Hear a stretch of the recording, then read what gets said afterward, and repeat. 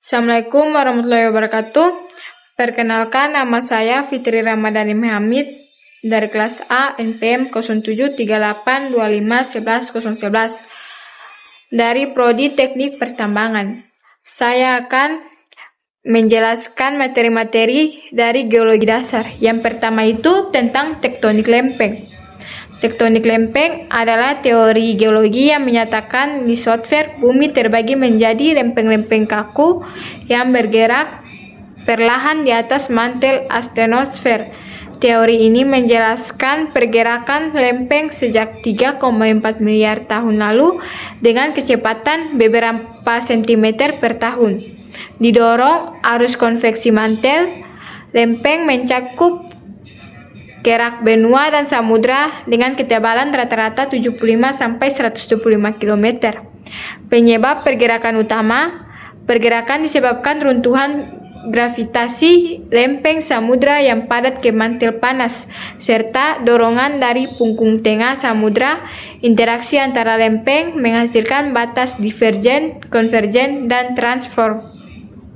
Dampak utamanya fenomena seperti gempa bumi, gunung api, pegunungan, dan palung samudra timbul dari gesekan lempeng seperti cincin api Pasifik di Indonesia, tabrakan lempeng Indo-Australia dan Eurasia menyebabkan aktivitas tektonik tinggi. Ya, materi kedua yaitu geologi struktur. Geologi struktur adalah cabang geologi yang mempelajari deformasi batuan akibat gaya tektonik menghasilkan fitur seperti lipatan, sesar, dan celah. Geologi struktur menganalisis bentuk, orientasi, dan hubungan spasial antara struktur batuan untuk memahami sejarah dan deformasi dan kondisi tektonik suatu wilayah. Studi ini penting untuk identifikasi zona rawan gempa dan eksplorasi sumber daya alam. Jenis struktur utama terbagi atas 3. Yang pertama itu jenis struktur utama lipatan, yaitu deformasi plastis seperti antikline cembung ke atas dan sinkline cengkung ke atas terbentuk dari tekanan kompresi. Yang kedua itu sesar. Sesar itu patahan rapuh dengan pergerakan termasuk sesar normal, ekstensional, reverse, dan turs, kompresi, dan strict slip geser horizontal. Yang ketiga itu join atau celah, yaitu fraktur tanpa pergeseran signifikan. Seri mempengaruhi permeabilitas batuan. Materi ketiga yaitu fungsi alat geologi. Yang pertama itu palu geologi. Palu geologi itu digunakan untuk mencegah batuan agar memperlihatkan permukaan segar, mengidentifikasi tekstur, mineral, dan struktur internal batuan. Dan yang kedua itu GPS. GPS itu menentukan koordinat lokasi, tepat, latitud, longitud, dan elevasi di lapangan mendukung pemetaan geologi akurat dan pelacakan rute survei. Yang ketiga itu kompas geologi. Kompas geologi seperti Bruton mengukur arah strike dan dip kemiringan lapisan batuan serta orientasi foliasi atau rekahan struktural.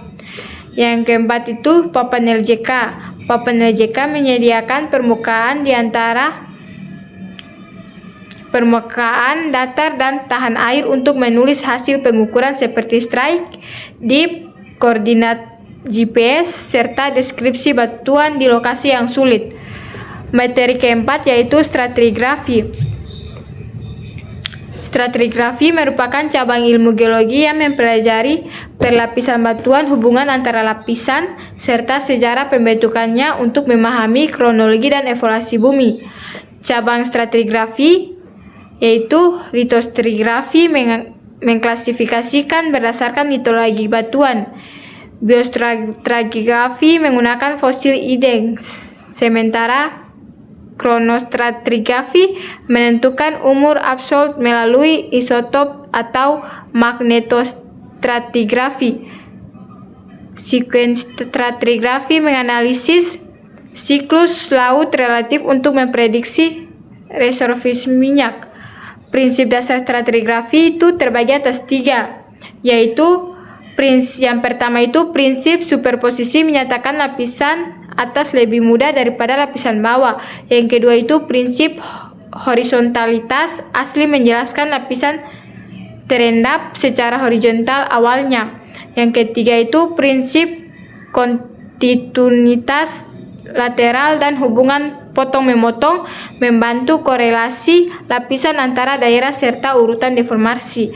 Materi yang kelima itu peta. Peta geologi merupakan representasi visual data geologi suatu wilayah yang menunjukkan sebaran batuan, umur, struktur, serta potensi sumber daya mineral dan energi. Fungsi utama yaitu peta geologi berperan dalam eksplorasi mineral, perencanaan tambang, mitigasi bencana, dan pembangunan infrastruktural dengan mengidentifikasi risiko patahan atau longsor. Sekian dari saya. Wassalamualaikum warahmatullahi wabarakatuh.